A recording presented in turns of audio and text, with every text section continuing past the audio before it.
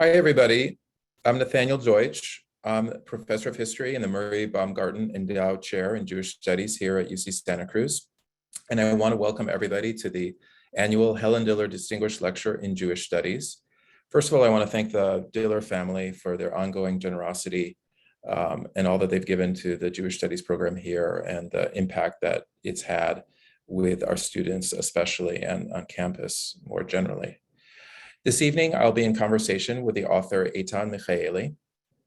I want to thank, in addition to the Diller family, the THI staff, the special events staff, Diana Hogue, and Carrie Napolis, who's the Director of Development for the Humanities Division, and all the work they did to make this happen.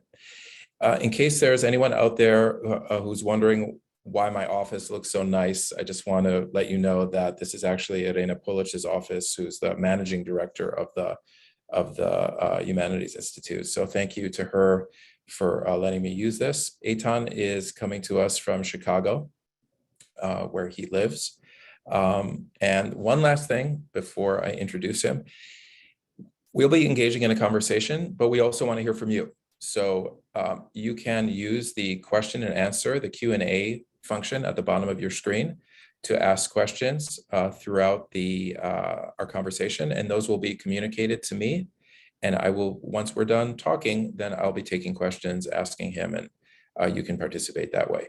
So who is Ethan Michaeli? Well, he's an author. His first book was called The Defender: How the Legendary Black Newspaper Changed America, which won a number of awards, and Brent Staples in the New York Times Book Review described it this way: an extraordinary history, deeply researched, elegantly written, a towering achievement that will not soon be forgotten. It was named one of the best books of the year by the New York Times Book Review, the Washington Post, and Amazon. The book that he's going to be talking about tonight in conversation with me is called 12 Tribes, Promise and Peril in the New Israel. It was also reviewed in the New York Times by Dov Waxman, who's a professor at UCLA, and this is what he had to say about the book. It is refreshing to read a book about the lives of actual Israelis, which brings their cacophonous voices rather than the author's opinions to the fore. I have to say I have a special interest in the book. I've known Eitan for a long time, and he spoke with a number of scholars while he was doing research for the book, both here and in Israel. And I was one of those scholars, and we spoke especially about Haredi Jews, who made their way into the book, and I'll be asking Eitan about that. And I also accompanied Eitan on one of the trips that he took to Israel while he was researching the book, and we especially visited Haredi sites, but some other sites as well. So I want to thank Eitan for being with us tonight, and I want to start my questions by asking about the title of the book. Why did you choose it? And what does it mean? What does it signify to you? Sure. Please give me just one moment, though, to say thank you to everybody at UC Santa Cruz for making this happen. And thanks to everybody, of course, for attending tonight. These kind of events are kind of a new thing for authors. So we appreciate it very much when we can communicate with readers this way. But I also want to say a special thanks to you tonight, Nathaniel, not just for helping me with this book, but for all the work that you do with younger scholars, fellow scholars, colleagues, and also independent researchers like myself. I really think that you embody the best tradition of a public intellectual, and I hope everybody joins me in thanking you and congratulating you for all the work that you've done to make sure that scholarship is available to everybody. The best scholarship is available to everybody. So really, thank you for that. But now to your question. The title 12 Tribes, well, if you know the stories of the 12 tribes in the Tanakh, in what's called the Hebrew Bible, then you know that the tribes did not get along very well. They fought with each other. They were often political rivals with each other. They would sometimes conspire with foreign enemies against each other. And I thought that this would make a neat metaphor for the way that the different factions and groups interacted within Israel today, which is to say that I wasn't looking for modern cognates of the tribe of Benjamin or the tribe of Naphtali or something like that. What I was trying to do was to say that the relationship of the groups within Israel today, the tribes of Israel today, is similar to the way that the tribes are portrayed in the Tanakh. And I thought that that was a very neat metaphor to explain the fraught and difficult dynamic that occurs between all the different groups.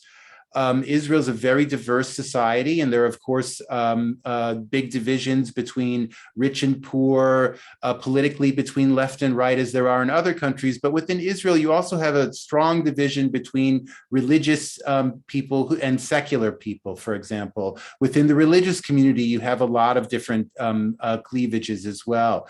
You have a division strongly between Jews of Ashkenazi or European ancestry and Jews of Mizrahi, North African, Central Asian, or Middle Eastern ancestry. These are different Jewish traditions as well as heritages that have been passed on. So all of these identities, I'm arguing, constitute very strong groups that we can call tribes, and these tribes interact the way that the ancient tribes did, which is to say they fought with each other and argued with each other, but at crucial junctures sought to unite and form a single nation. Mm. And so what would you say your family, which tribe does your family belong to? Because you have a lot of family in Israel, and maybe you can talk also about your particular relationship to Israel and what made it possible for you to do this book. Sure. I'll just, maybe it's easiest to just recount my family history just a bit, that my parents are both natives of Budapest, Hungary, and they survived the Shoah, the Holocaust, during World War II. As teenagers, my mother and her mother, my grandmother, were taken to the Auschwitz concentration camp where they survived some months. They were also at a work camp before they were released and returned to Budapest. My father survived the war in Budapest itself, but was harassed and chased and faced the perils of the Nazi occupation there.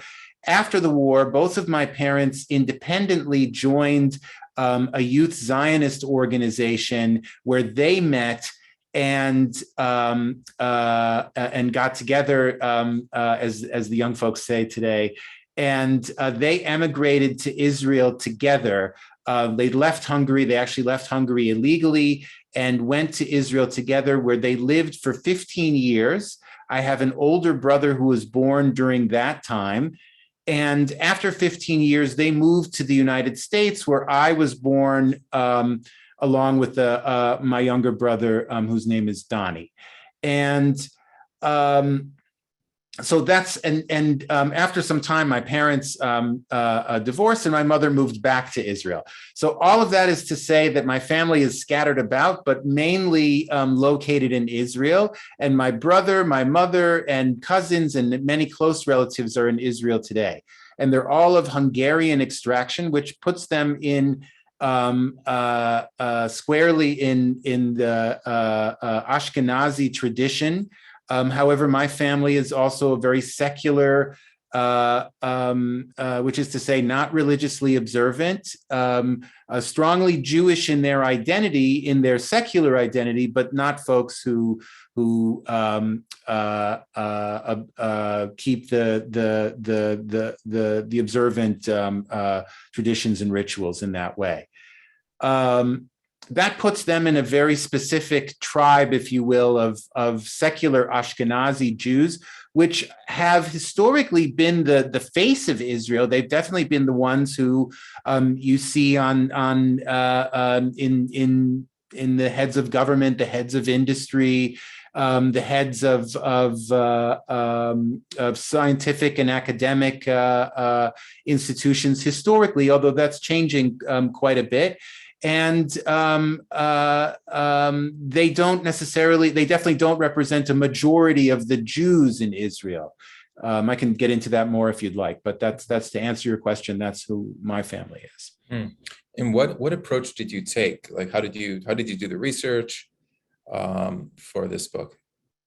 So I've traveled to Israel many times. I speak Hebrew fluently. I know the country very well. I've even organized a few group trips to Israel over the years. And I felt very much that what was really needed in the literary world was a book that looked at Israel at the grassroots. There are very good books out there that look at pundits or elected officials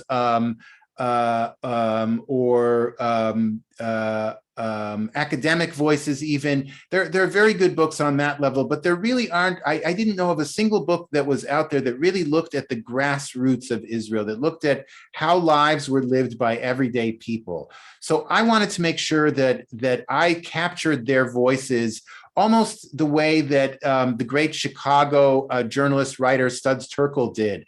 In that I just wanted to let people speak for themselves and let people make their own judgments, form their own opinions about Israel, which is, of course, a very controversial and very a place where people have a lot of emotions invested. So I went around and I interviewed, I don't even know how many people.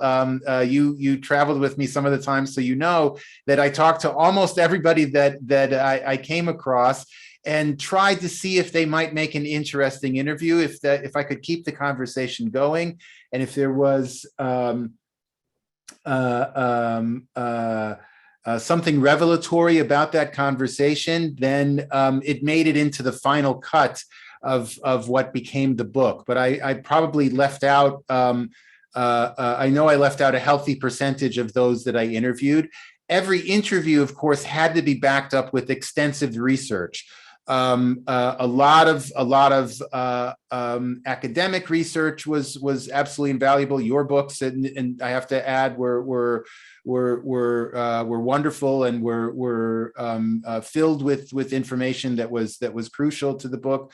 But there were a lot of other scholars. Some you directed me to, so thank you for that too. But there were many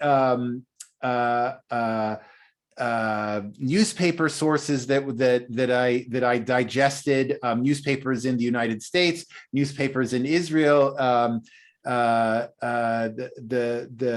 was a lot of geographic research. I sat there with Google Maps. You know, Google Maps has a street level view, and you can actually walk the streets of just about anywhere in the world using that. And so everywhere that I went in the book, I also went in Google Maps as I was writing.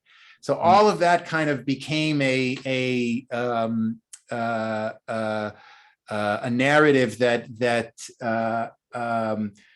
takes people, I hope, from place to place within Israel, but also from person to person, so that you get to have a sense of where people are located, how they interact with their environment, and how they interact with each other. You know, one of the things I really appreciate about the book, and I think that makes it important, is that among those tribes that you talked with, as it were, and did research on, were communities that are often left out of books on Israel, and some of those communities are, in the case of your book, people of African descent. You know, there are a variety of African diaspora communities in Israel, many of which you know, if you just follow sort of mainstream books on Israel, you wouldn't encounter. And yet you visited a number of those communities. You spoke to members of them, and I'm curious, both, you know, maybe you could tell us about the different communities, but also what you learned about Israel. Maybe in more general terms by speaking with members of these communities.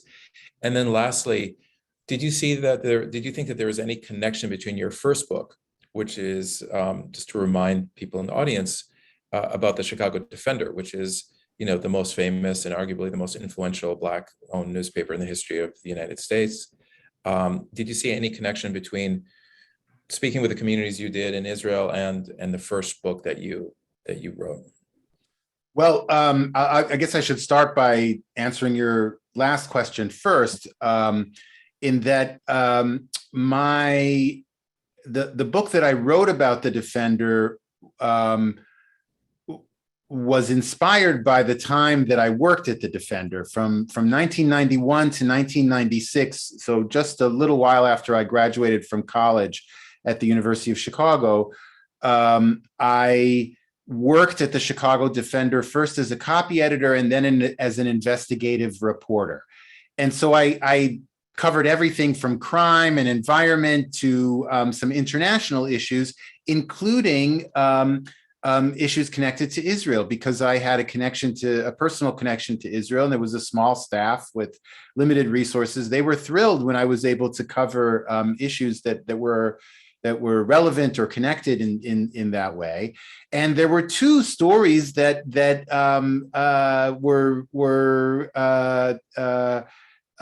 made it into the book, as it were. That the first was that, of course, people have heard of the Jews of Ethiopia who began coming in large numbers to the state of Israel in the 1980s, and have a very long and very interesting history, which I got to explore in a very different way by getting to know a lot of Ethiopian families. One thing I really didn't understand before I did the research for this book was the extent to which Jews in the United States had financed, abetted, instigated, and in some ways organized against the Israeli government and even the United States to try to get the Ethiopian Jews to Israel. There's a guy named Nate Shapiro here in the suburbs of Chicago who was inspired to get involved in this issue back in the 1970s. And by the 1980s, he was raising large amounts of money to be able to facilitate the Ethiopian exodus. From the Ethiopian point of view, I got to know some very, very interesting Ethiopian families. While I was a reporter at the Defender, I got to know Belenish Zavadia, who is Israel's. She was born in Ethiopia, but she became an official with Israel's foreign service and became Israel's first Ethiopian Israeli ambassador to Ethiopia. And she's now Israel's ambassador to the African Union. So she's an ambassador level diplomat in Israel, the first Ethiopian Israeli to reach that rank. She's a remarkable and very interesting person. Her story and her family's story were I knew to a certain extent, but I got to speak with her again, meet her in Jerusalem just after she'd met with former Prime Minister Benjamin Netanyahu. So there was an interesting story there in the book about that. But I also got to meet the Rubin family. Yoni Rubin, who is a doctor in Bellinson Hospital, one of the first Ethiopian Israelis in that profession, in that position, and he's a strong advocate. And Yoni's father, Mahari Rubin, was designated a prisoner of Zion, was someone who went to prison while he was in Ethiopia for his advocacy for Jews leaving Ethiopia. So someone who'd really suffered for his commitment to his Ethiopian Jewish identity. So all of these stories were very powerful and very said a lot about the very long history, intertwined history of Ethiopia and Israel that I knew to a certain extent, but I didn't know everything that I learned in the course of this book. Another African descended community that's connected to Chicago, though, is the African Hebrew Israelite community. These are African Americans from Chicago who began moving to Israel in the late 1960s as part of a you could call it a part of the religious revival movement that was going on in Chicago at the time, a back to nature, back to roots kind of movement that was happening within the African American community that also inspired these African Americans to explore their religious roots, which brought them first to West Africa and eventually to Israel. And today there is a community of 2,500 or more, really probably around 3,000-4,000, depending on how you want to count members of the community who have left or members who have married with other folks. But there are several thousand African American folks in Israel who have this connection to the Hebrew Israelite community. Those are just a couple of the African descended communities that are there. I also interviewed one of the Eritrean migrants who's come to Israel in the last. There's about 20,000 Eritreans in Israel who've come there and have become a part of the fabric of the country as well. So Israel is not far geographically, and there is a very long connection historically. I remember when you and I were in Jerusalem and saw the Ethiopian chapel within the Church of the Sepulchre in Jerusalem. These are Ethiopian Christians, but these are folks whose connection goes back thousands of years. Right, my brother-in-law, his grandmother took a boat from Yemen to Ethiopia and then walked from Ethiopia to what was then Ottoman Palestine, I think. Yeah. So yeah, you're absolutely right. There's, especially with East Africa, there are these very long-standing connections. So let's look at a different tribe. This one is located in Psagot, among other places. It's a place that you and I visited together. What is Psagot and why has it been in the news? The name may not ring a bell, but it might, because it's actually been in the news a few times over the last few years. And what was it like traveling there? Even recently, it's been in the news. I'll just mention how that Psagot is a settlement, which is to say a community of Jewish Israelis that has been established in the West Bank, which is land where overwhelmingly Palestinians live. Most of it is administered by the Palestinian Authority with overarching control by the Israeli military, which is to say that there's a local administration of Palestinians, and then all of their international relations, big military type of institutions, et cetera, are really controlled by the Israeli government or the Israeli military directly. Psagot is located within the West Bank, so within the Palestinian territory, but is surrounded by the Israeli military and is one of the residents of Psagot is set up a winery on some land that is adjacent to the settlement. This is essentially in a suburb of Ramallah, the main or one of the large Palestinian cities.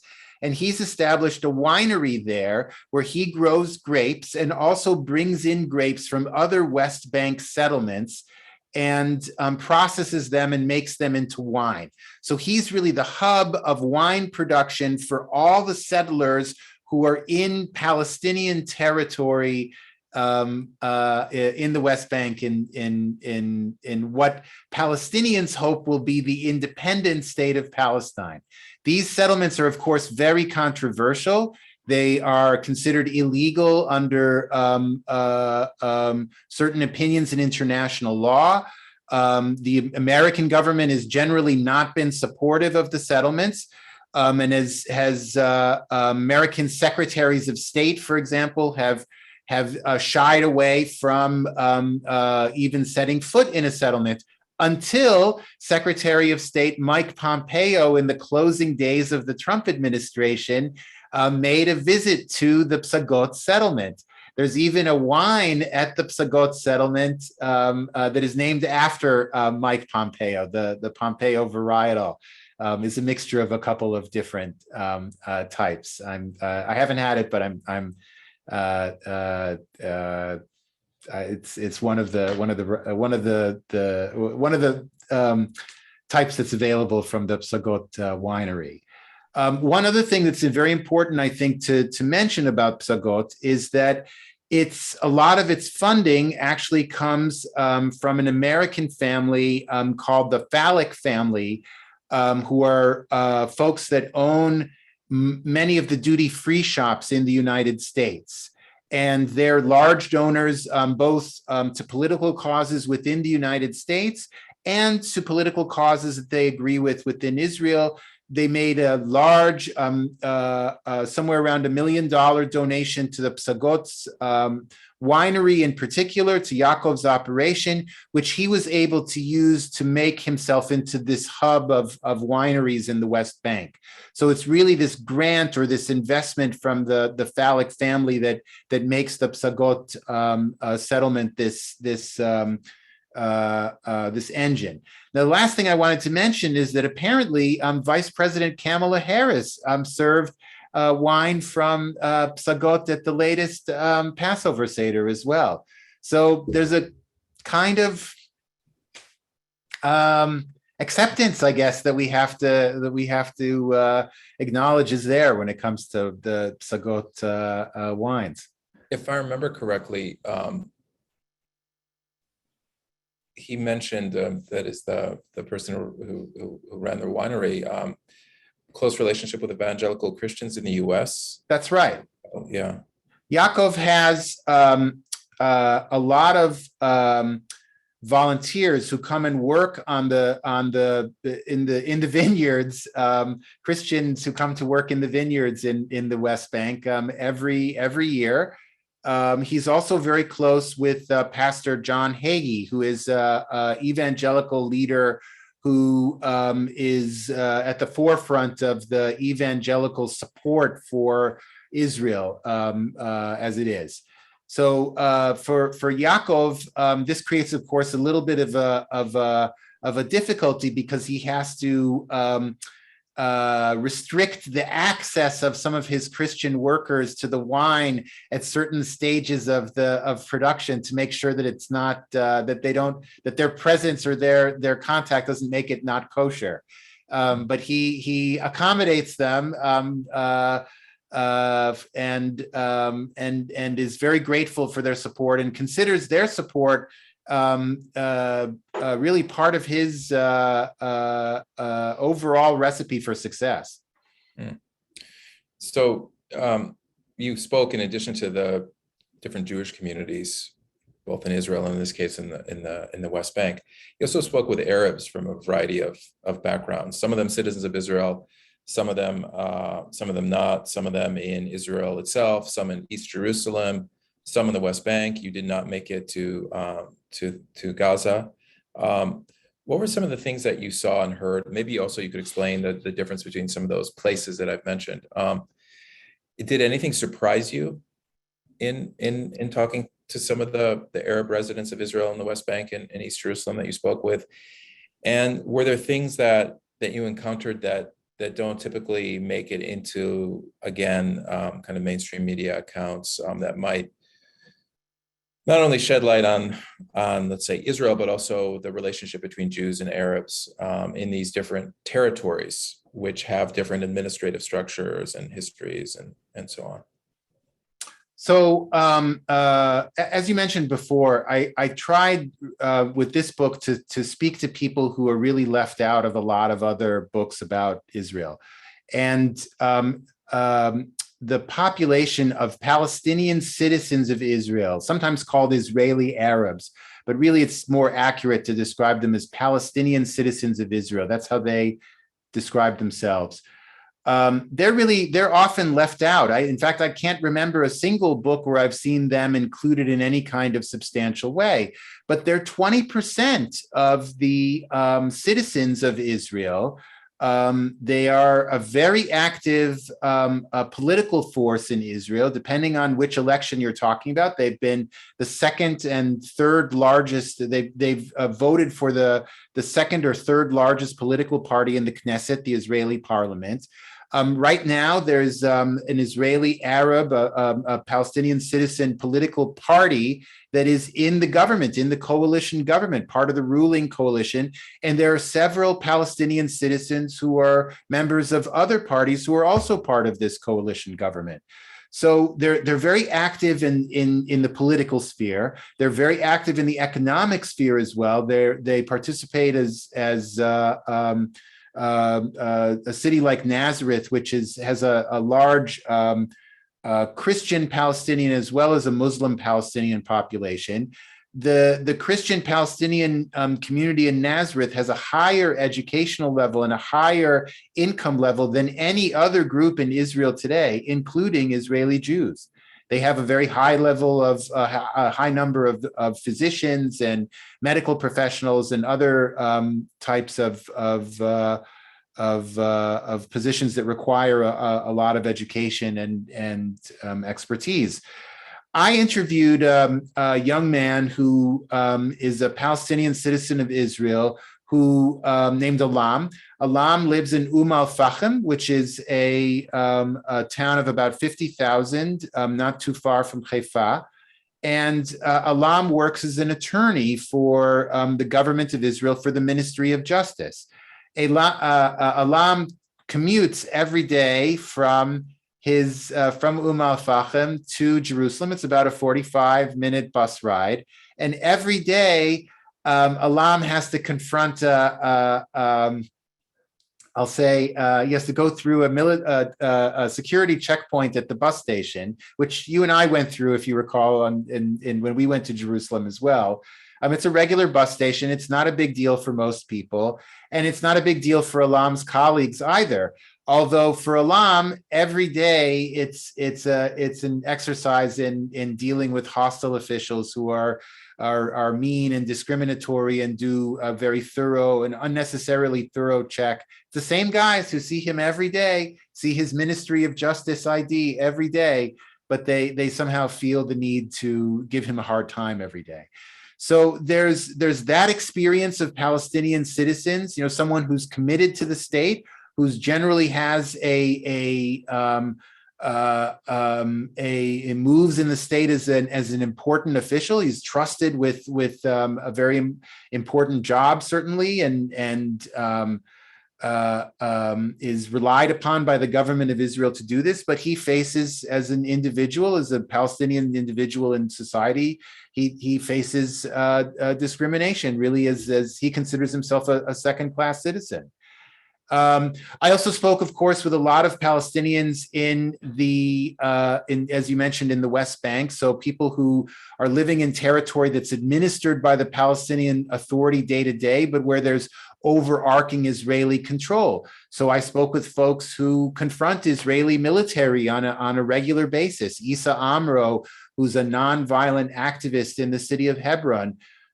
Issa had a lot to say that was revelatory about the Palestinian Authority as much as he did about the Israeli government. He was very critical of both, and had a vision for where both could go to make life more equitable and better for all. I met former Hamas activists who looked at the armed struggle as something that was not feasible anymore. And I have to say, I also saw people who were willing to confront Israeli soldiers violently, who were throwing rocks, who were young men who were willing to use whatever violence they had at their disposal in this struggle. So I really feel like I got a I spoke with a lot of different Palestinians, again, to try to understand how Palestinians at the grassroots interact with Israelis, but also how Palestinians interact with each other. The Palestinian world is very, very diverse, not just citizens and non-citizens, but there are also Bedouin in the Negev. There are Bedouin in the north around the Sea of Galilee who have a different Bedouin identity. There are urban dwellers versus village dwellers. There are a lot of divisions within Palestinian society that I also get people to comment on. So recently, Amnesty International published a report in which it described Israel's treatment of the Palestinians, including within the country's borders itself, and including since the establishment of the state, which were two issues that drew particular amount of criticism from some, but support from others. And they described it as a form of apartheid. And I wonder whether in your conversations with people, whether it was Arabs or Palestinians, whether it was Jews, did that come up at all? It was before you were doing your research before this, but of course, charges of it being apartheid have existed for a while now. So I wonder whether that ever came up and what people had to say about that.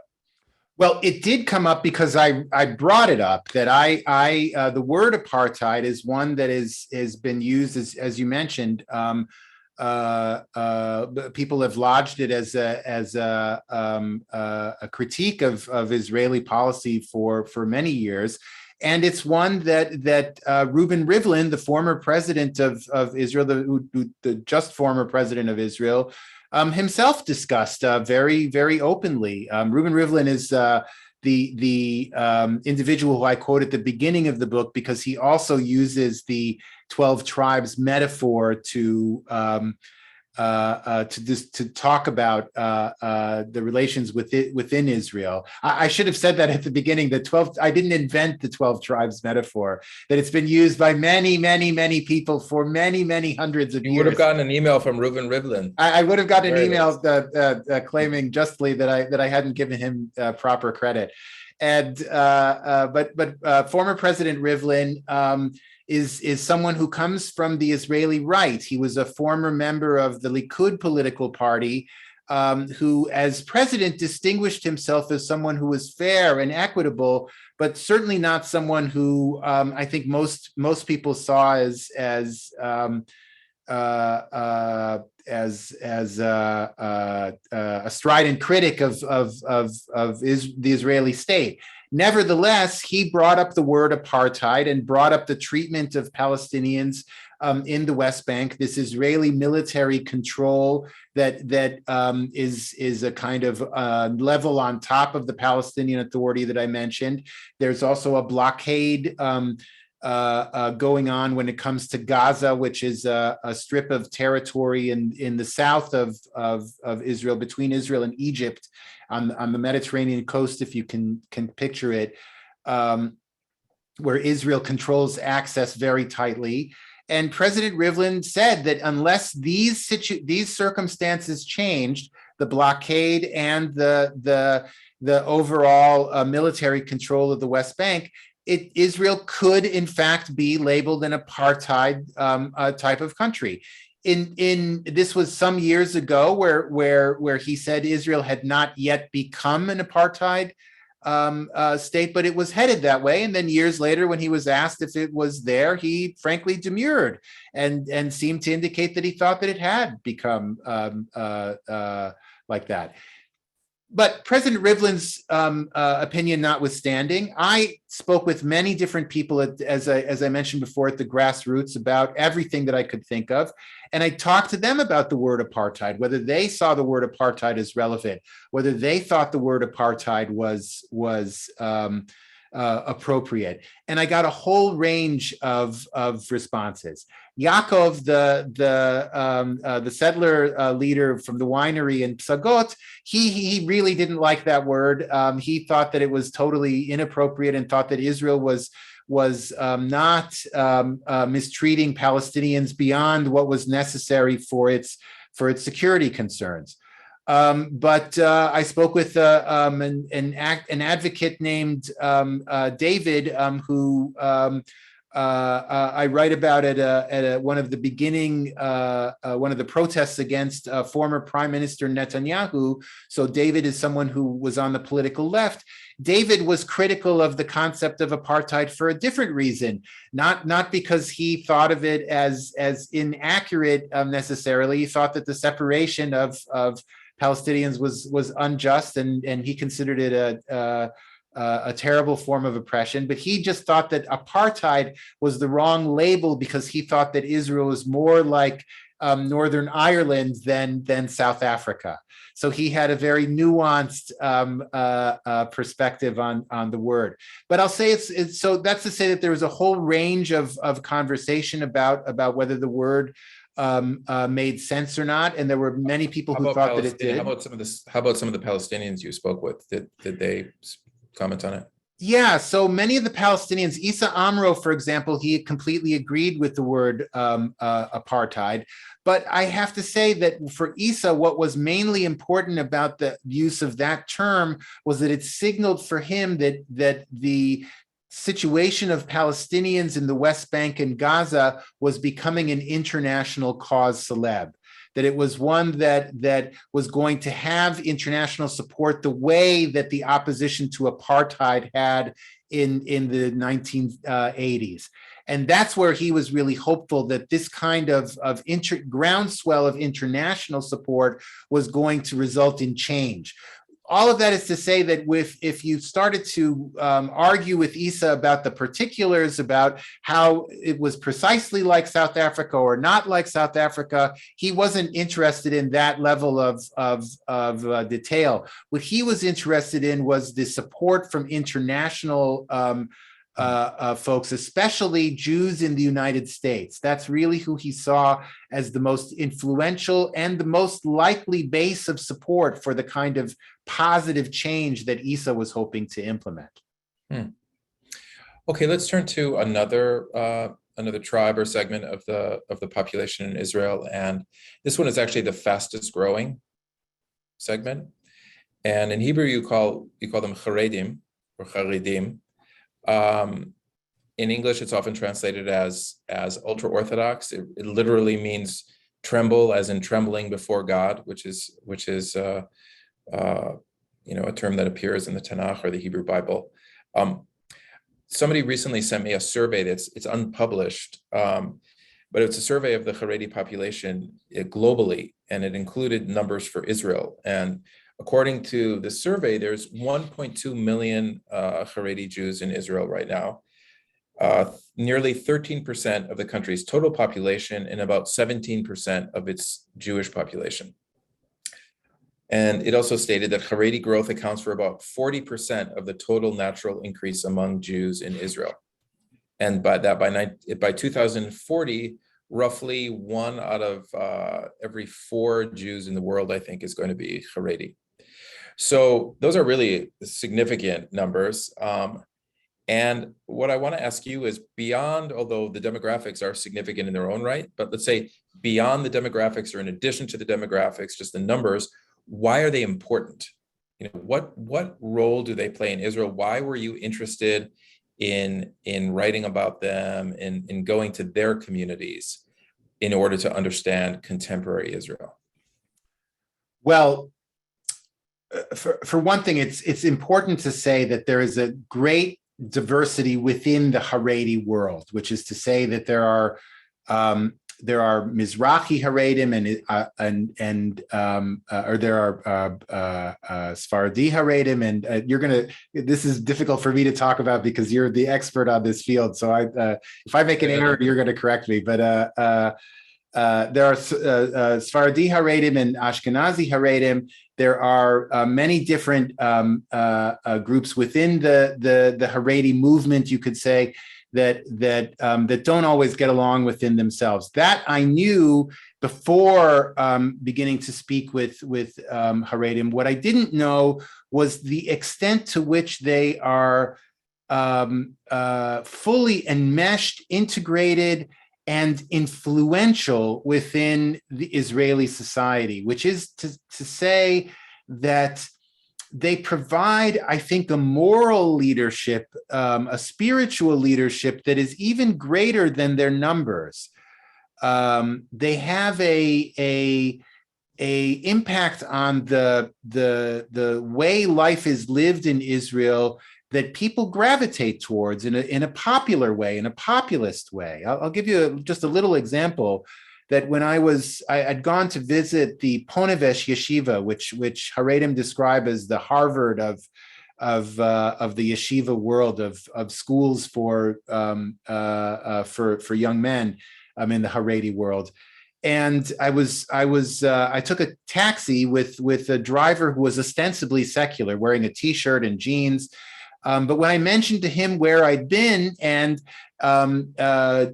suggested to him that it was something I took seriously, he told me that he was himself exploring strengthening in the faith, as he put it in Hebrew. That he was himself very much moved by Haredi messages that he'd received and things that he'd seen on the internet from the Haredi world. So I think it's important to understand that the Haredim have an influence on Israel that's beyond their numbers and beyond their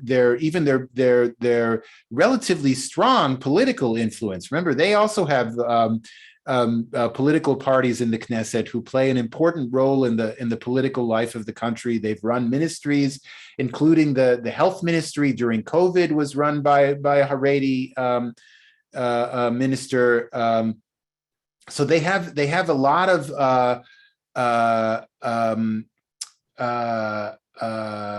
power that needs to be understood when one is speaking about Israel. They are not a kind of power, a kind of political power that is easily categorized. They do not necessarily conform with either the left or the right, although generally they have been part of the right-wing coalitions within Israel. That may change. That may change even in the near future. And they need to be respected as much as understood, and I think appreciated too. I think they bring a great richness to Israeli society. They bring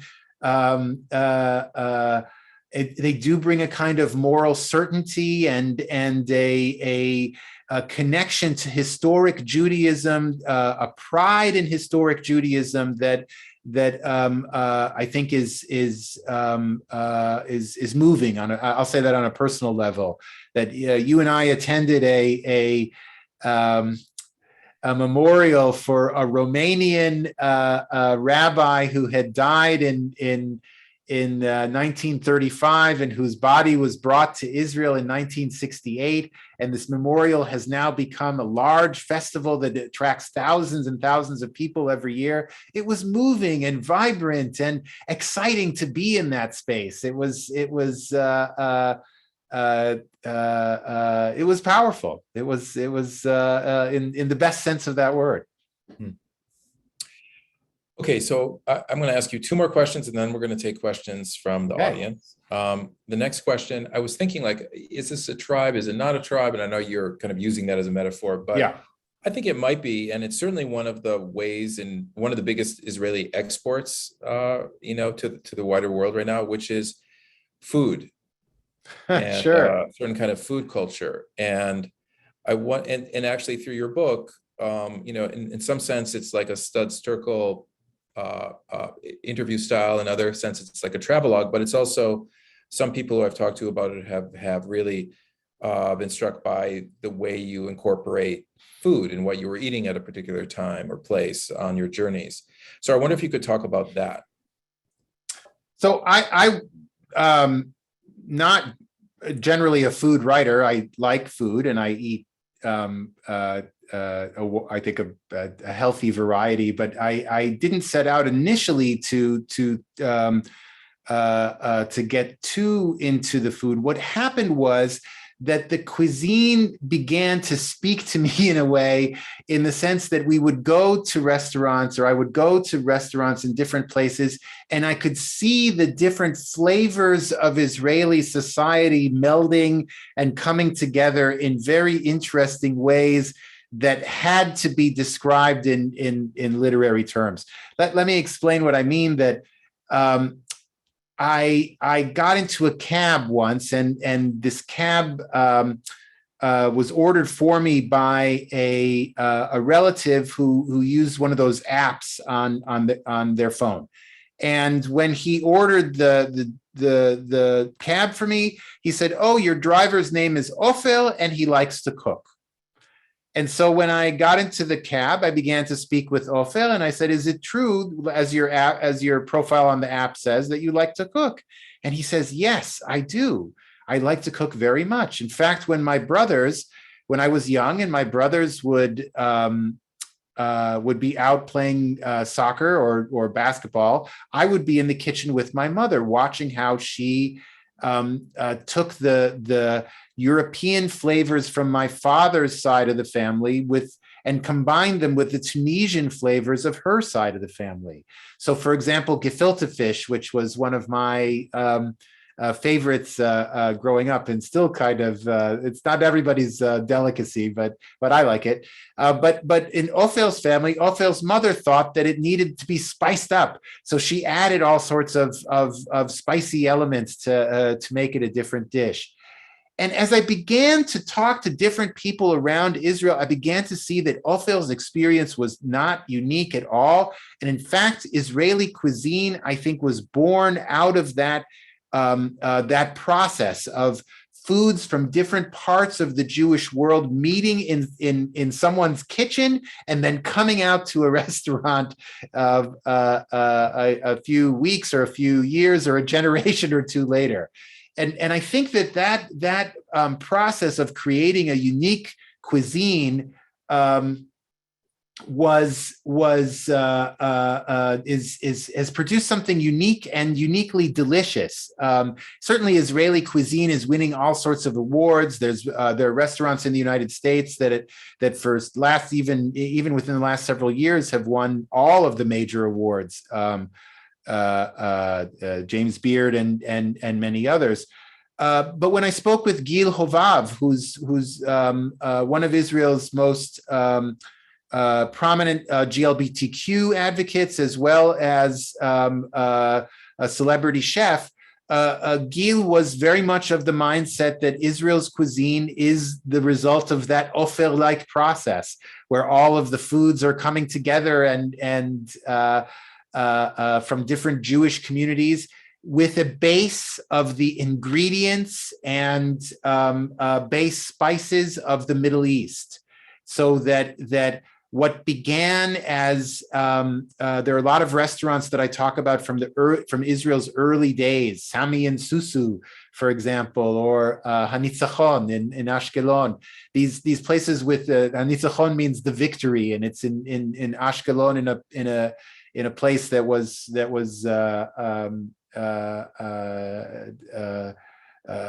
established just after the 1948 War of Independence. Sami and Susu is named for a television program in the 1950s, and these restaurants kind of harken back to Israel's founding and to its European founders. But as the years have gone on, the Mizrahi ingredients, the Mizrahi cooking traditions, and the Mizrahi flavors have really come to the fore, is the way that Gil described it. Even in his own family, which is, he comes from the line of Eliezer ben Yehuda, who's one of the early linguists who codified the Hebrew language. But Gil's family also includes some of the early Yemenite immigrants to Israel from the late 19th century. So those flavors come to the fore in his cooking and his perspective as much as they do in Israeli cuisine generally. Well, this is a good segue for my last question, which is, okay, if you could tell us about Melech HaFalafel. Who is Melech HaFalafel, and why was he important to your story, to your journey, and how does it, or does it maybe speak to some of the broader history of the Mizrahi community, which is, after all, the biggest community or set of communities, really, in Israel? So who is this? Sure. Yeah. So we were just talking about Israeli cuisine. So back in 1980, a gentleman by the name of Eli Noy invented, this part of the story is there is a bit of controversy, but Eli confirmed the details for me that in those days Israeli tax inspectors would calculate the taxes of a particular pita falafel salesman, of sandwich vendor, according to the number of sandwiches you sold. Okay, so Eli Noy, who was frustrated at the amount of taxes that he was paying, came up with a way that he thought would minimize his tax output while maximizing his sales, which is that he would sell the pitas, and then you, as the person buying the pizza, would stuff it yourself with salads and falafel and other types of items that he put in a kind of buffet style in front of you. This was a very, very popular innovation in Israel, with everybody, of course, thinking that they could stuff their pita to even greater greater stresses on the bread than the previous person. And for Eli, it became a real success. And he became really one of Israel's first wildly successful restaurateurs, you could say. He had lines going down the block from his little stand in the Bezalel Shuk in downtown Tel Aviv. This is a pretty working class area. This was a very working class area in those days. This was not a place that you would think of to go for fine dining, but Eli's became the most popular spot in the area. After some years, he started to see competition from, he called himself the Melech Falafel, the king of falafel, but he saw competition from a queen of falafel who opened up next door, and a prince of falafel who opened up across the way, and various other members of a putative royal family who tried to capture the king's realm, but he was successful. I would come back to Israel periodically in those days, and I always would go to have a meal at the Melech Falafel. But as time went on, I saw that he became less popular, and then one day he was gone altogether. So I wanted to find out what happened to him. I went and tracked him down and found that he was still at the Bezalel Shuk. The Bezalel Shuk no longer has any falafel vendors. It now was selling kind of off-brand T-shirts and bathing suits and underwear and items like that.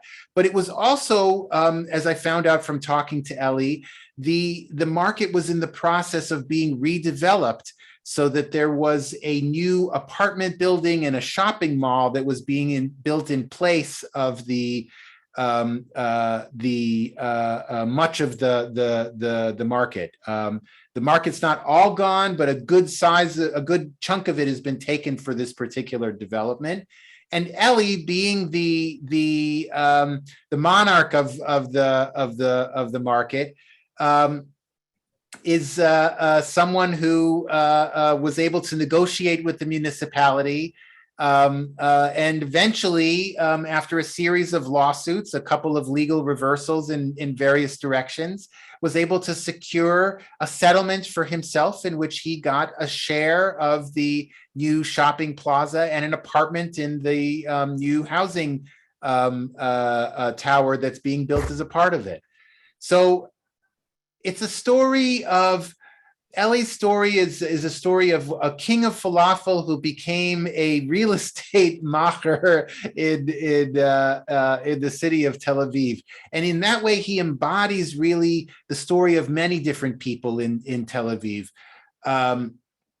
Eli, when I interviewed him, was very proud to tell me that he was of Iranian Jewish heritage, and that where his parents had been born in a village in Iran, he was born in Jerusalem at the Shaare Tzedek hospital. He was very proud that he was born in Jerusalem and that he was born in a hospital as well. This to him was a significant marker of the progress that his family had made in Israel. Eli is someone who's an unbridled fan of the economic growth that has occurred in Israel over recent decades. He feels that it's a rising tide which has lifted all boats. He feels that Israel is a generous society to its poor and provides them with everything that's needed. This is his perspective. You can find plenty of critics of the way that the poor are being treated, but this is the way that Eli saw it. And even the way that the Bezalel market, which was of course a beloved place for him for many years, where he was able to make enough money to put his family through, his kids and his and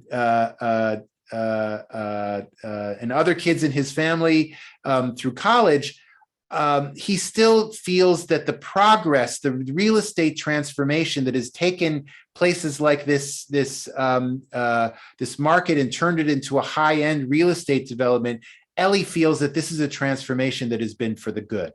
All right. Well, thank you for this conversation. And I'm going to now turn to some questions from the audience. And the first one I want to ask is, do you think that the Israelis you spoke with show any interest in the situation of Palestinians in the territories? I ask because my impression when being there during election time 2 years ago, or when talking with my Israeli friends, liberal in parentheses, is that the so-called Palestinian question is not talked about. It seems to have gone underground. That's a great question. And I did ask a lot of people exactly that. And I asked people of all stripes, not just my relatives, who I think would also generally, not all, but generally fall onto the kind of liberal category.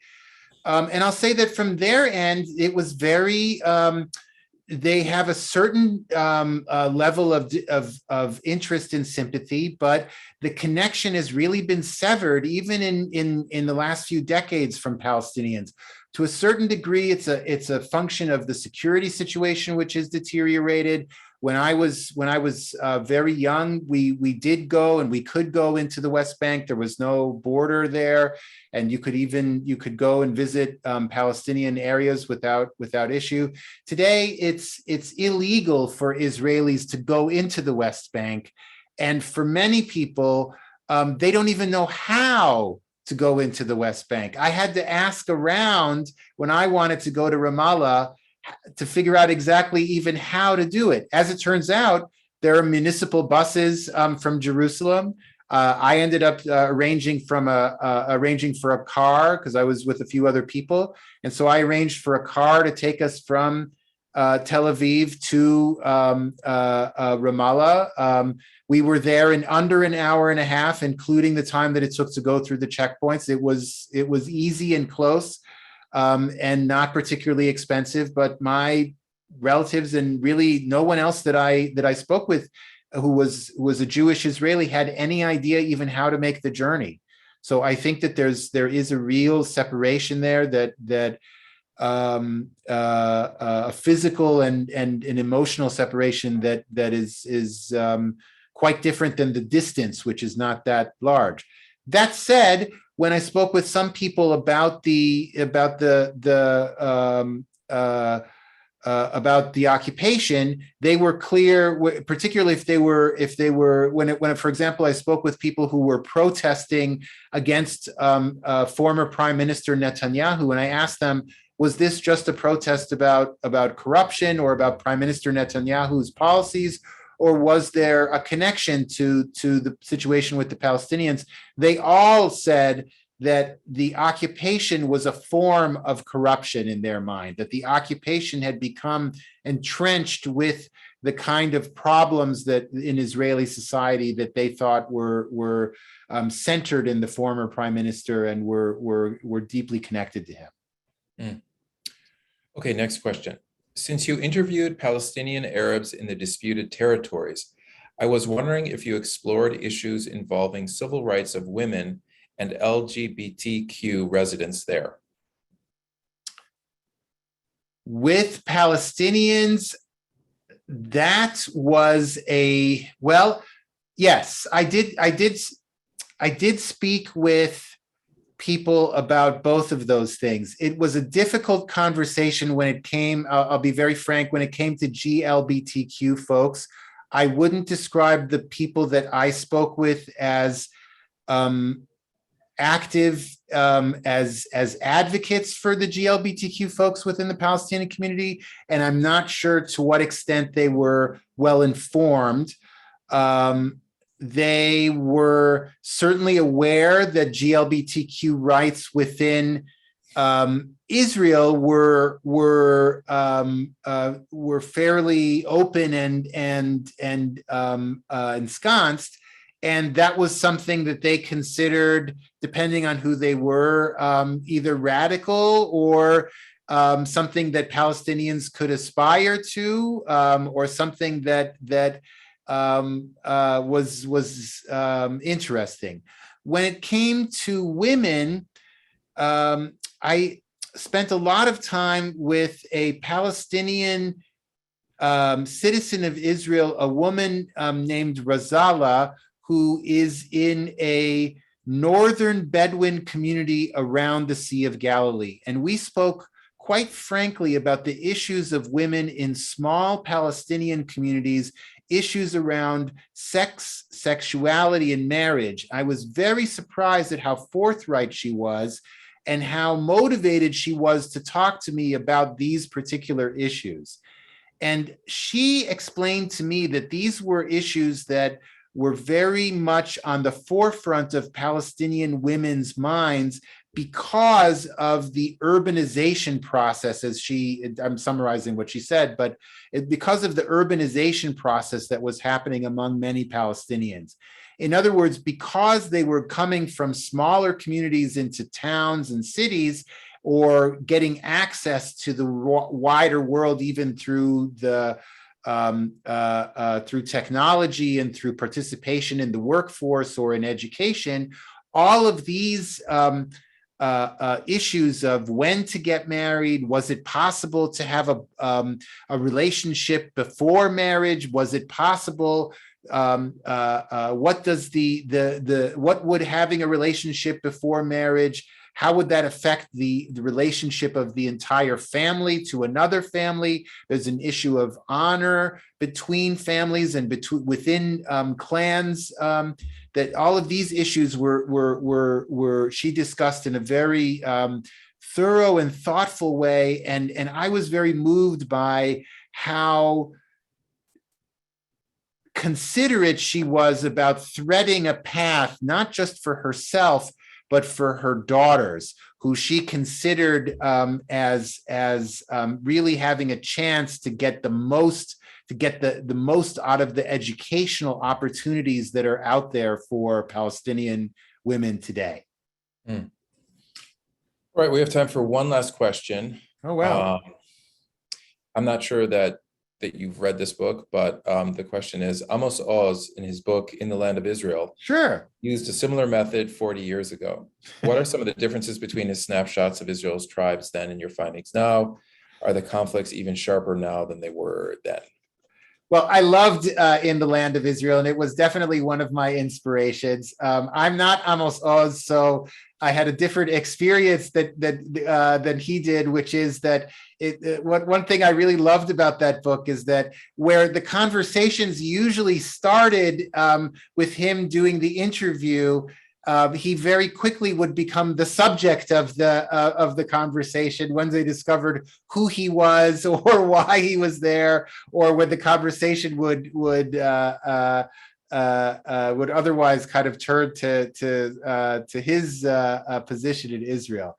So the difference is that I'm not an Israeli, and I didn't want to give myself the position of having an opinion that the reader should pay close attention to. I don't vote in Israel. I don't live in Israel. I don't have the same kind of stakes, I think, that an Israeli citizen does. And that's why I really thought that it was important for the reader, an American reader in particular, to get an American perspective. Amos Oz is not American. So I think that there were choices that he made in terms of who he interviewed, or where he chose to interview folks. He was very,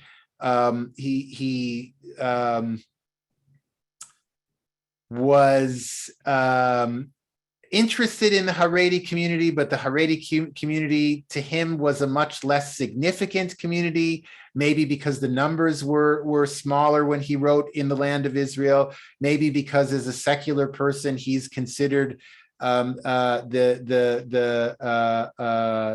Haredi community as kind of competitive. So there are definitely differences. I would be honored if anyone was to consider my book a compliment to his book. Amos Oz is one of Israel's great writers, so I certainly tip my hat to him in a literary way with this title, with this book. Thank you. Yeah. Well, Eitan, I want to thank you for all of your answers and your wisdom, and for sharing your experiences, and for talking about your book. To those whose questions I couldn't get to, I apologize. Some of them may in fact be answered in Eitan's book, so I would encourage you to get a copy. And thank you for participating, everybody in the audience tonight. So thank you very much, Eitan. Thank you, Nathaniel, and thank you to everybody. Thanks for the great questions. Those were thoughtful, and thanks again for this great online conversation. This is great.